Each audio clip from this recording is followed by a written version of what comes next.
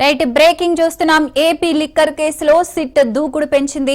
Liquor case విచారణలో భాగంగా SIT విచారణకు హాజరైన ధనుంజయ రెడ్డి, కృష్ణమోహన్ రెడ్డిని నిన్న 6 గంటల పాటు విచారించారు అధికారులు.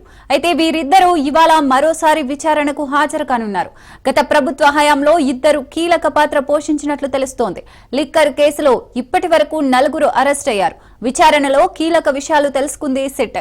గోవిందప్ప ముడుపులు తీసుకెళ్లినట్టు కేసిరెడ్డి అంగీకరించారు. కేసిరెడ్డి కంటే పై స్థాయిలో A31, A32, A33ల కీలక పాత్ర ఉన్నట్లు వెల్లడించారు. ముడుపుల డబ్బును బంగారం, రియల్ ఎస్టేట్ లో పెట్టుబడులు పెట్టినట్లు గుర్తించారు.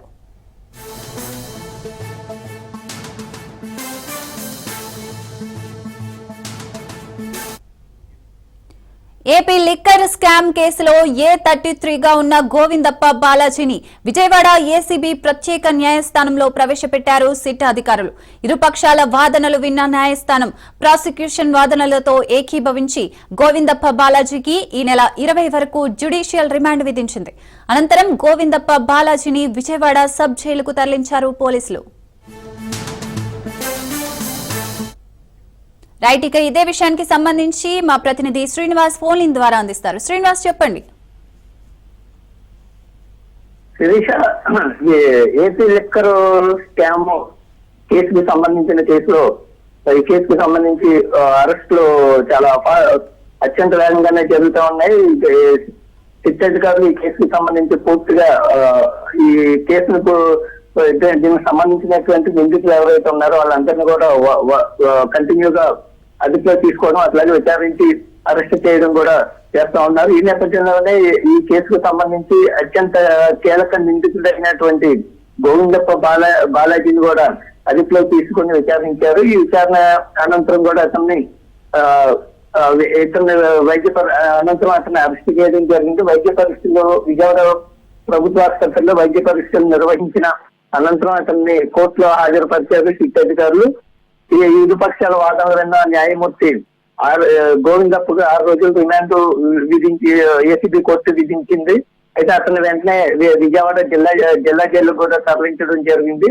అయితే మరోవైపు ఏపీ లిక్కర్ కేసుకు సంబంధించి కూడా సిట్ అధికారులు దూకుడు పెంచారని కూడా చెప్పొచ్చు.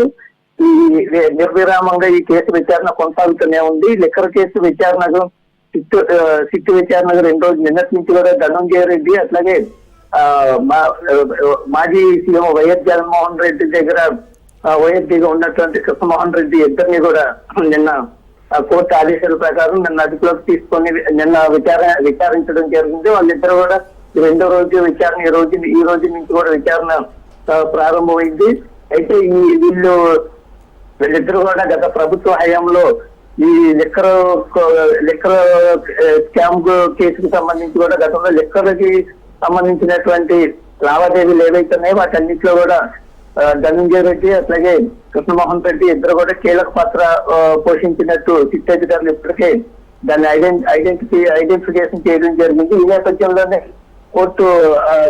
హైకోర్టు అంటే ఇద్దరు ముందస్తు పిటిషన్ ఉన్నప్పటికీ కూడా రేపటి వరకు వీళ్ళిద్దరికి సంబంధించినటువంటి టైం ఉన్నప్పటికీ కూడా కాకపోతే సిట్ అధికారులు మాత్రం కోర్టు ఆదేశాల ప్రకారం అదుపులోకి తీసుకుని విచారించడం జరుగుతూ ఉంది. వీళ్ళిద్దరు ప్రస్తుతం అయితే సిట్ అధికారులు విజయవాడ పోలీస్ కమిషనర్ కార్యాలయంలో ఉన్నటువంటి సిట్ కార్యాలయంలో వీళ్ళిద్దరూ ఉన్నారు. అలాగే కేసిరెడ్డి రాజశేఖర రెడ్డి కంటే పై స్థాయిలో వీళ్ళ కీలక పాత్ర ఉన్నట్లు కూడా, అట్లాగే గోవిందప్ప ముడుపులు తీసుకెళ్లినట్లు గతంలోనే రాజకేశ్వరెడ్డి సిట్ అధికారుల విచారణలో ఒప్పుకోవడం జరిగింది.